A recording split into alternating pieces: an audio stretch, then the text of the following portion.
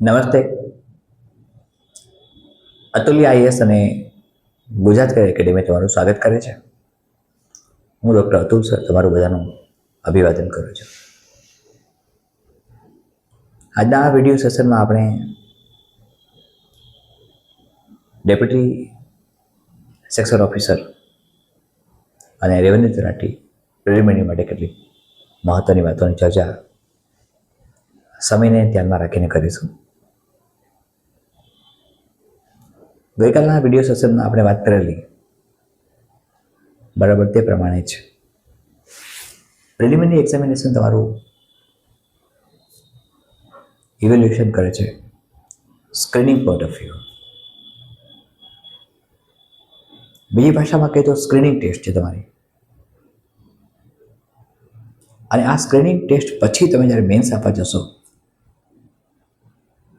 ત્યારે તમને સરળ લાગશે. જો તમે અત્યારે જે મહેનત કરો છો તે મહેનત યોગ્ય દિશામાં હશે, તે મહેનત યોગ્ય રીતે થતી હશે, તે મહેનત બધા જ પરિમાણોનો અભ્યાસ કરીને થતી હશે, તે મહેનત એક ચોક્કસ માર્ગદર્શન હેઠળ થતી હશે અને એ માર્ગદર્શન તજજ્ઞ હોય, નિષ્ણાત હોય, અનુભવી હોય, તમને ઊંડાણપૂર્વકનું જ્ઞાન આપી શકે, તમારી તર્ક શક્તિ અને વૈચારિક શક્તિને વિકસિત કરાવી શકે. આપણો ઇન્ટેન્સ તમને આ પ્રિલિમિનરીમાં સફળતા અપાવીને મેન્સ તરફ લઈ જવાનો છે. મિત્રો, એક અદ્ભુત તક તમારી સામે છે અને જે તક તમને મળી છે એ તકને ઝડપી લેશો. સખત મહેનત અને પ્રચંડ પુરુષાર્થ કરીને સમજવા પ્રયાસ કરો કે પ્રિલિમિનરી પરીક્ષા વાસ્તવમાં તમને કઈ રીતે સ્કેન કરે છે, તમારી ચકાસણી કેવી રીતે થાય છે. હવે બંને ડેપ્યુટી સેક્શન ઓફિસર અને રેવન્યુ તલાટી આ બંનેમાં મેન્સ આવી ગઈ એટલે તમે અહીંથી અટકવાના નથી. પ્રિલિમિનરી પસાર થઈ જવાથી તમે ડેપ્યુટી સેક્શન ઓફિસર કે રેવન્યુ તલાટી બની જતા નથી. તમારે મેન્સ પસાર કરવી પડશે. ગઈકાલે મેં ઘણી બધી વાતો સમજાવેલી હશે ગુજરાતી વિશે, રેવન્યુ તલાટીના સંદર્ભમાં વાત કરું તો, અને ડીવાયએસના સંદર્ભમાં વાત આજે કરીએ થોડી ઘણી, અથવા બંનેને કોમન રાખીને વાત કરીએ તો પણ તમને એ ઝડપથી સમજાઈ જવું જોઈએ કે તમને આપવામાં આવેલું કન્ટેન્ટ, સિલેબસ, સ્ટ્રક્ચર એ એક કોમન સ્ટ્રક્ચર છે જે સામાન્ય રીતે કોઈ પણ પ્રિલિમિનરી પરીક્ષા, જે યુપીએસસીની હોય, જીપીએસસીની હોય કે અન્ય રાજ્યોના પબ્લિક સર્વિસ કમિશનની હોય, તમે કોમન કન્સેપ્ટ આવતો હોય છે અને આ કોમન કન્સેપ્ટ પર તમારે ઉત્તર લખવાના છે, તમારે ટીક માર્ક કરવાનું છે, તમારે એમસીક્યુ એન્સર્કલ કરવાના છે. મોટાભાગના મિત્રો અત્યારે એમસીક્યુ સોલ્વ કરવામાં વ્યસ્ત હોય છે, પણ માત્ર એમસીક્યુ સોલ્વ નહીં કરો, કારણ કે તમે જ્યારે મેન્સ આપશો ત્યારે આ જ કન્ટેન્ટ, આ જ સિલેબસ, આ જ સ્ટ્રક્ચર તમને ઉપયોગી થવાનું છે અને તેના આધારે જ તમારું ઇવેલ્યુએશન થશે. હવે જ્યારે આપણે હિસ્ટ્રીની વાત કરતા હોય, કલ્ચરની વાત કરતા હોય, કે ડીવાયએસઓની હોય કે સાયન્સ અને ટેકનોલોજીની વાત કરતા હોય, આપણે ઇસરોની વાત કરતા હોઈએ કે આઈસીટીની વાત કરતા હોઈએ કે સાથે આપણી એટમિક પોલિસીની વાત કરતા હોઈએ, બાયોટેકનોલોજી, નેનો ટેકનોલોજીની વાત કરતા હોઈએ, ત્યારે નેનો ટેકનોલોજીની વાત કરીએ, પ્રિલિમિનરી પોઈન્ટ ઓફ વ્યૂ જો સમજાવું તો નેનો ટેકનોલોજી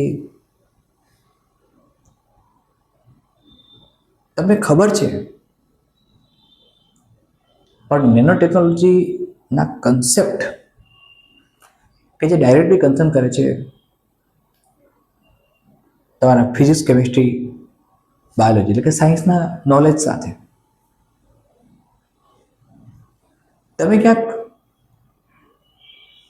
એ ભણી ચૂક્યા છો, તમને ક્યાંક એક શીખવાડવામાં આવ્યું છે, પણ અત્યારે કદાચ મિસિંગ થાય છે.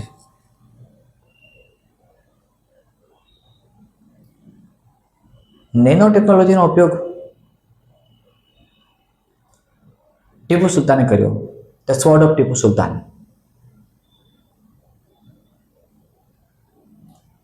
અમિતાભ બચ્ચનના એક Hindi movie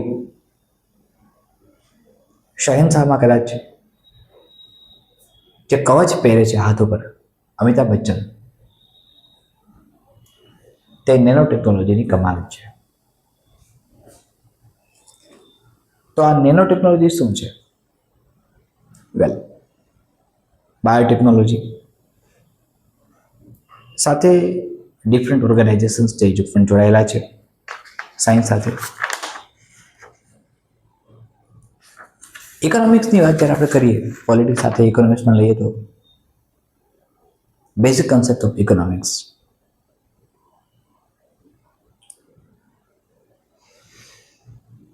before freedom, after freedom, concern with Indian economics, ભારતીય અર્થતંત્રમાં જે ફેરફારો થયા એ ફેરફારો કયા પ્રકારના થયા અને કયા રીતે થયા.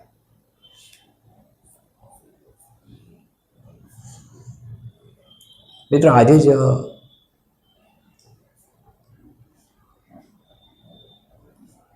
પેપરમાં વાંચ્યું છે એમ લંડનની સ્કૂલ ઓફ ઇકોનોમિક્સના એક સમયના પ્રિન્સિપલ અને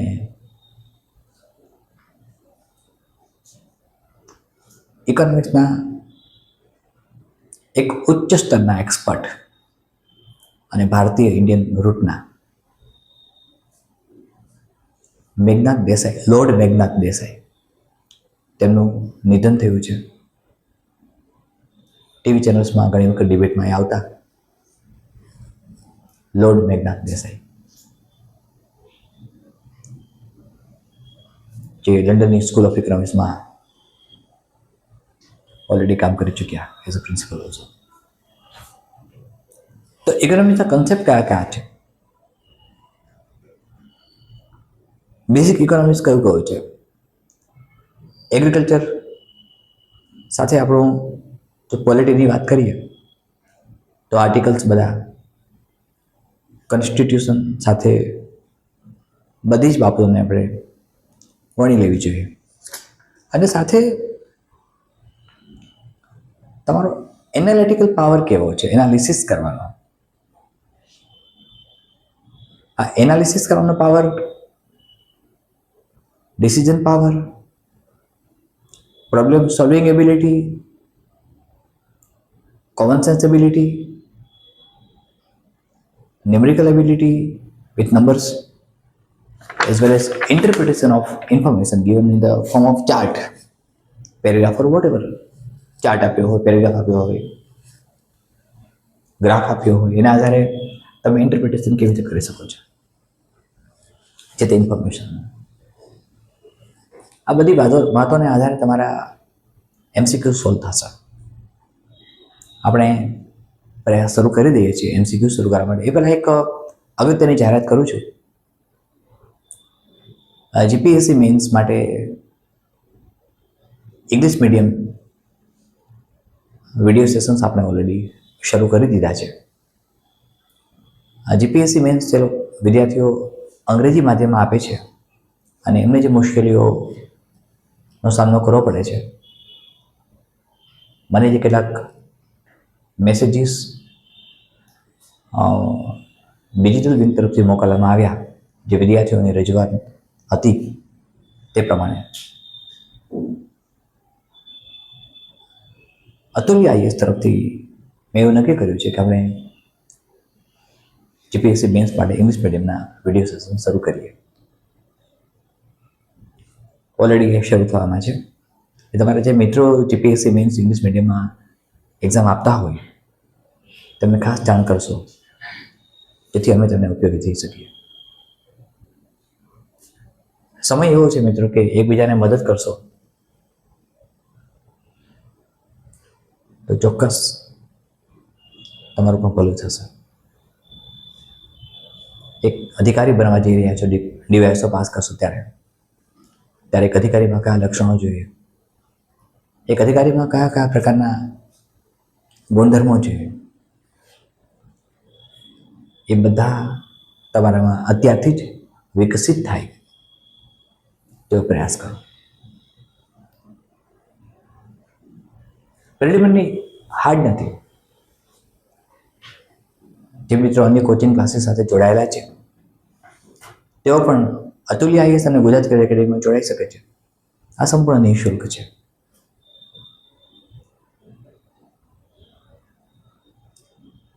તમે કાર્યનિષ્ઠ બનીને, કર્મશીલ બનીને, કર્મવીર બનીને તમારા કાર્યમાં પ્રવૃત્તિ થાઓ અને તમને અદ્ભુત સફળતા મળે તે માટે અમારો પ્રયાસ ચાલુ રહેશે. ફરીથી મળી છે મિત્રો. ધન્યવાદ.